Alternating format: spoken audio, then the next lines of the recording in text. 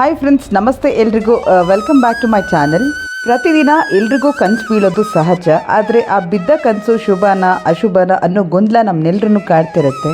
So ಇವತ್ತಿನ ವಿಡಿಯೋದಲ್ಲಿ ನಮ್ಮ ಸ್ವಪ್ನ ಶಾಸ್ತ್ರದ ಪ್ರಕಾರ ಯಾವ ಕನಸು ಬಿದ್ದರೆ ಯಾವ ಫಲ ಇರುತ್ತೆ ಅನ್ನೋದನ್ನು ನಾನು ನಿಮಗೆ ತಿಳಿಸ್ಕೊಡ್ತೀನಿ. ಮೊದಲು ಯಾರೆಲ್ಲ ಫಸ್ಟ್ ಟೈಮ್ ನಮ್ಮ ಚಾನಲ್ ಬಂದಿದ್ದೀರಾ ದಯವಿಟ್ಟು ಸಬ್ಸ್ಕ್ರೈಬ್ ಮಾಡ್ಕೊಂಡೇ ನೋಡಿ. ಹಾಗೆ ನಿಮಗೂ ಏನಾದರೂ ಯಾವುದಾದ್ರೂ ಕನಸು ಬಿದ್ದು ನೀವು ಶುಭನ ಅಶುಭ ಅಂತ ಏನಾದರೂ ಯೋಚಿಸ್ತಿದ್ರೆ ಖಂಡಿತ ನನಗೆ ಕಮೆಂಟ್ಸ್ನಲ್ಲಿ ತಿಳಿಸ್ಕೊಡಿ, ನಾನು ರಿಪ್ಲೈ ಮಾಡ್ತೀನಿ. ಫ್ರೆಂಡ್ಸ್, ನಿಮ್ಗೇನಾದರೂ ಕನಸಿನಲ್ಲಿ ಗಣೇಶನ ವಿಗ್ರಹ ಕಾಣಿಸಿದ್ರೆ ಅಥವಾ ಮೂರ್ತಿ ಅಥವಾ ನೀವೆಲ್ಲೋ ದೇವಸ್ಥಾನದಲ್ಲಿ ಗಣೇಶನ ನೋಡಿರೋ ಥರ ಕಾಣಿಸಿದ್ರೆ ಇದು ತುಂಬಾ ಶುಭ ಫಲ ಅಂತ ಹೇಳ್ಬೋದು. ಈ ಕನಸಿನ ಅರ್ಥ ಏನಂದರೆ, ಮುಂದೆ ನೀವು ಮಾಡ್ತಾ ಇರೋವಂತಹ ಕೆಲಸ ಯಾವುದೇ ಅಡೆತಡೆ ಇಲ್ಲದೆ ಅಥವಾ ಯಾವುದೇ ವಿಘ್ನಗಳಿಲ್ಲದೆ ಸರಾಗವಾಗಿ ಆಗುತ್ತದೆ ಅನ್ನೋ ಒಂದು ಸೂಚನೆಯನ್ನು ನಿಮಗೆ ಕೊಡ್ತಾ ಇರುತ್ತೆ. ಹಾಗೆ ನಿಮಗೆ ಆ ಕೆಲಸದಲ್ಲಿ ಜಯ ಮತ್ತು ಯಶಸ್ಸು ಖಂಡಿತ ಸಿಗುತ್ತೆ ಅನ್ನೋ ಸೂಚನೆ ಕೊಡ್ತಾ ಇರುತ್ತೆ. ಫ್ರೆಂಡ್ಸ್, ನಿಮ್ಮ ಕನಸಲ್ಲಿ ಏನಾದರೂ ತಾಯಿ ಮಹಾಲಕ್ಷ್ಮಿ ಏನಾದರೂ ಕಾಣಿಸೋ ಥರ ಆದರೆ ಅಥವಾ ದರ್ಶನ ಕೊಟ್ಟರೆ ಖಂಡಿತ ಇದು ಕೂಡ ಒಂದು ಒಳ್ಳೆಯ ಸ್ವಪ್ನ ಅಂತಲೇ ಹೇಳ್ಬೋದು. ಫ್ರೆಂಡ್ಸ್, ನಮ್ಮ ಸ್ವಪ್ನ ಶಾಸ್ತ್ರದ ಪ್ರಕಾರ ನಿಮ್ಗೇನಾದರೂ ಲಕ್ಷ್ಮೀ ಮಾತೆ ಕಾಣಿಸಿದ್ರೆ ನೀವೇನಾದರೂ ಆರ್ಥಿಕ ಪರಿಸ್ಥಿತಿಯಿಂದ ಬಳಲ್ತಾ ಇದ್ದರೆ ಖಂಡಿತ ಆ ತೊಂದರೆಯಿಂದ ಬೇಗನೆ ಮುಕ್ತಿ ಸಿಗುತ್ತೆ ಅನ್ನೋದನ್ನು ಇಲ್ಲಿ ಸೂಚನೆ ಕೊಡ್ತಾ ಇರುತ್ತೆ.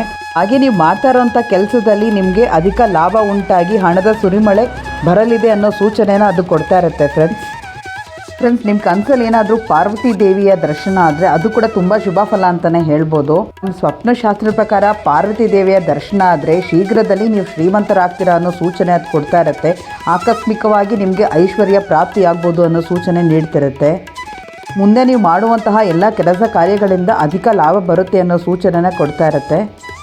ಇನ್ನು ನಿಮಗೆ ಶಿವದೇವರು ಅಥವಾ ಶಿವಲಿಂಗದ ದರ್ಶನ ಏನಾದರೂ ಆದರೆ ಕನಸಿನಲ್ಲಿ ನಮ್ಮ ಸ್ವಪ್ನಶಾಸ್ತ್ರದ ಪ್ರಕಾರ ಇದು ತುಂಬಾ ಒಳ್ಳೆ ಕನಸು ಅಂತ ಹೇಳ್ಬೋದು. ಫ್ರೆಂಡ್ಸ್, ಕನಸಿನಲ್ಲಿ ಶಿವಲಿಂಗ ಅಥವಾ ಶಿವದೇವ್ರನ್ನ ದರ್ಶನ ಮಾಡೋದ್ರಿಂದ ನಿಮ್ಮ ಕಷ್ಟ ಕಾರ್ಪಣ್ಯಗಳು ದೂರ ಆಗ್ತವೆ, ದಾರಿದ್ರ್ಯತೆಗಳೆಲ್ಲ ದೂರವಾಗಿ ನೀವು ಸಂತೋಷವಾಗಿರ್ತೀರಾ ಅನ್ನೋ ಸೂಚನೆ ಕೊಡ್ತಾರೆ. ಕನಸಿನಲ್ಲಿ ನಿಮಗೆ ಆಂಜನೇಯ ಸ್ವಾಮಿ ಏನಾದರೂ ಕನಸಿದ್ರೆ ಅದು ಕೂಡ ತುಂಬ ಒಳ್ಳೆ ಫಲ ಅಂತಲೇ ಹೇಳ್ಬೋದು.